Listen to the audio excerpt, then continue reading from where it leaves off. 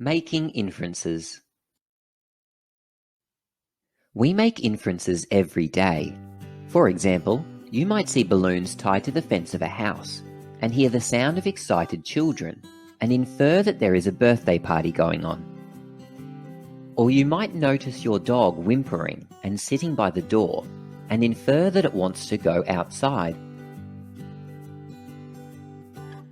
When we use clues to make an educated guess, we're inferring. Let's practice our inferring skills using this picture. What can you see? Some of these might be clues that could be used to make inferences. I can see the woman's eating popcorn. There's a TV remote in her hand, and I notice that she is laying on a couch and laughing. From these clues, I infer that she is watching the television at home, probably a movie because she is eating popcorn. She's laughing, which tells me it's probably not a scary movie, perhaps a comedy. My inference could be wrong, but based on the clues, I think this is a pretty good guess. Inferring is a very important skill in reading because it helps us get a better understanding of the texts we read. To infer in reading, we use clues from the text and combine them with things we already know. Take this sentence as an example. Mrs. Lee sat at her desk, waiting for the children to finish their work. Look at these clues. She's sitting at a desk, and she's waiting for children to finish their work. Even though the author doesn't tell me directly, I can infer that Mrs. Lee is a teacher. Now we'll read through a short passage of text and try to answer some questions that require us to make inferences. Follow along as I read. Tina noticed everyone was already in their seats.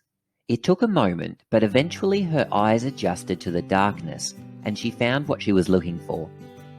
Guided by the strip of lights on either side of the aisle, she began making her way towards the back. "Excuse me," she whispered as she stepped carefully between the row of seats. "Where have you been?" Martha whispered. Tina held up a large soft drink with 2 straws. Martha smiled. Now for the first question. Where are they? The author hasn't told us directly, but has left clues. Can you find any to help answer the question? Here are some clues I found. Everyone in their seats, darkness, lights on the aisle, soft drink. From these clues, I can infer they're in a movie theatre. The second question. Why did Martha smile?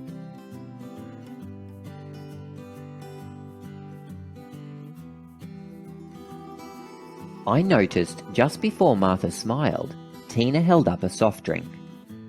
The author made a point of telling us there were 2 straws. I infer that Martha was pleased that Tina had bought a soft drink to share. Let's try a different text. Follow along as I read. Gwen groaned as she leaned forward and grabbed a box of tissues. She had been up most of the night. Sniffling, Gwen placed them on the pillow beside her.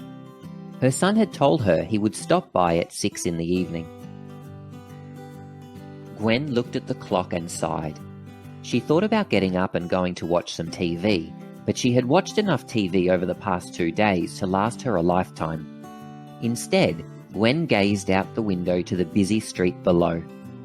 Look at the following clues. What inference can you make? I can infer that Gwen is feeling unwell. How long do you think Gwen has been sick? Is there a clue that helps you answer this? I noticed this clue. It says she has watched a lot of TV over the past 2 days. I infer that she has been sick for a couple of days. Last question. Where does Gwen live?